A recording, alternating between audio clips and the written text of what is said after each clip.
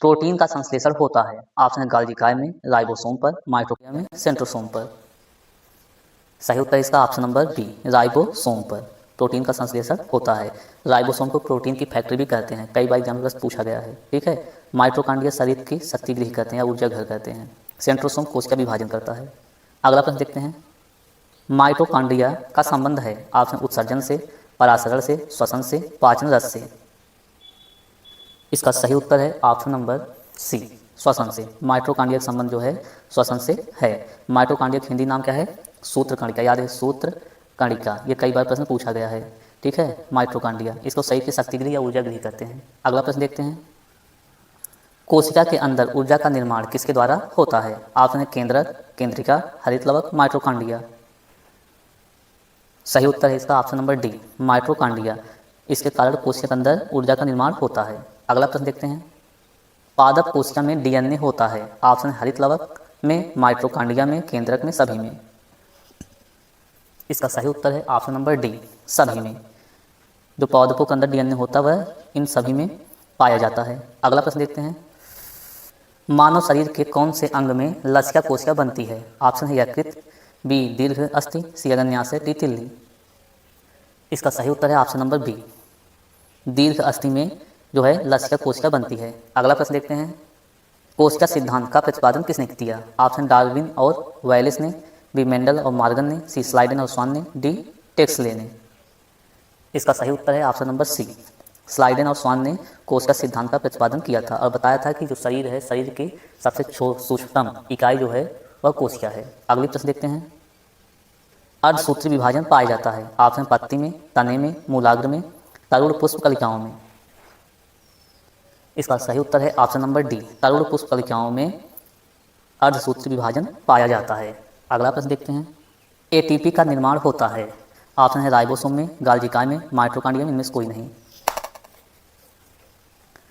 इसका सही उत्तर है ऑप्शन नंबर सी, माइटोकॉन्ड्रिया में जो है एटीपी निर्माण होता है। इसका फुल फॉर्म होता है एडेनोसिन ट्राइफॉस्फेट। याद रखिए, कई बार पूछा गया है। अगला प्रश्न देखते हैं, किस दूध में लैक्टोज शक्कर का प्रतिशत अधिक होता है? ऑप्शन है गाय के दूध, बी बकरी दूध, सी स्त्री दूध, डी सभी में। इसका सही उत्तर है ऑप्शन नंबर डी, सभी में जो होता है लैक्टोज शर्करा का प्रतिशत अधिक होता है। अगला प्रश्न देखते हैं, हाइड्रोफोबिया रोग होता है? ऑप्शन जीवाणु द्वारा, कवक द्वारा, विषाणु द्वारा, प्रोटोजोआ द्वारा। इसका सही उत्तर है ऑप्शन नंबर सी, विषाणु द्वारा। विषाणु द्वारा हाइड्रोफोबिया रोग होता है। अगला प्रश्न देखते हैं, सबसे ज़्यादा दिन तक जीवित रहने वाला पक्षी है? ऑप्शन बत्तख, डोडो, ऑस्ट्रिच, मोर।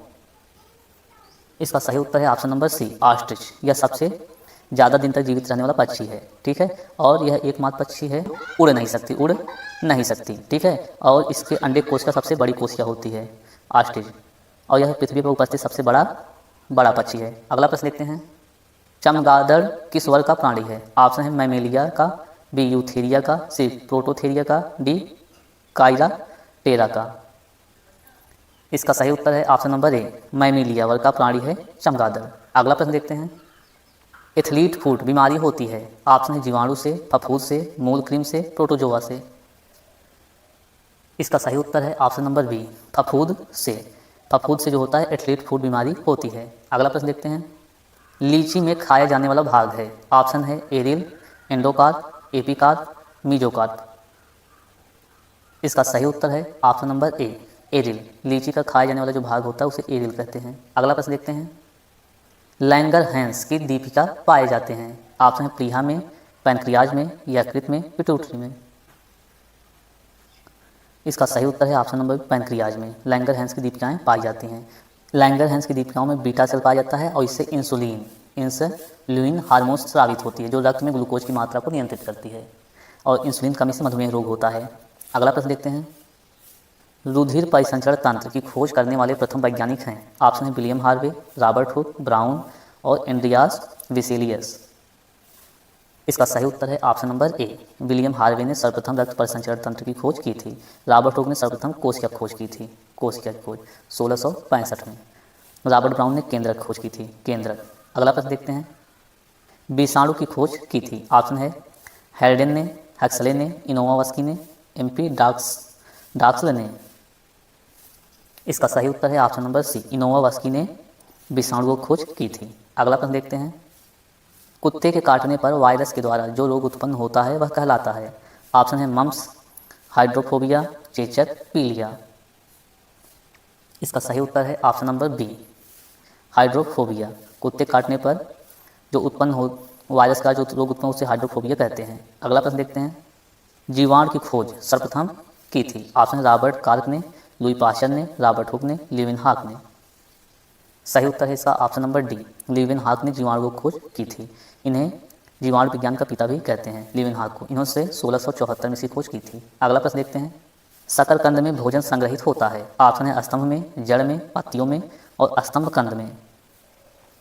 सही उत्तर है इसका ऑप्शन नंबर बी, जड़ों में। शकरकंद में जो भोजन संग्रहित होता है वह जड़ में होता है। अगला प्रश्न देखते हैं, हल्दी के पौधे का खाने योग्य हिस्सा कौन सा है। ऑप्शन है जड़, प्रकंद, कंद, फल। इसका सही उत्तर है ऑप्शन नंबर बी, प्रकंद।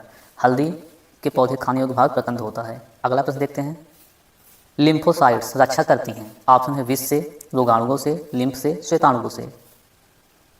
सही उत्तर है इसका ऑप्शन नंबर बी, रोगाणुओं से।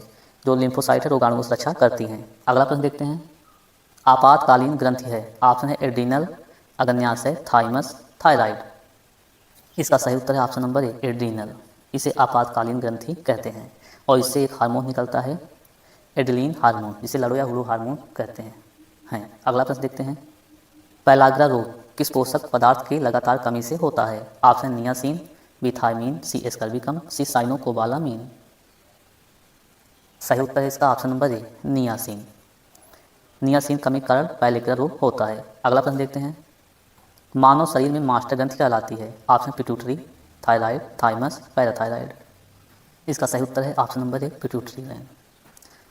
इसे मास्टर ग्रंथि कहते हैं। अगला प्रश्न देखते हैं, रक्त कब्रगाह किसे कहा जाता है या रक्त का कब्रिस्तान। ऑप्शन प्लीहा, यकृत, लाल अस्थमज्जा, फेफड़ा। इसका उत्तर जो है आप कमेंट करके देंगे।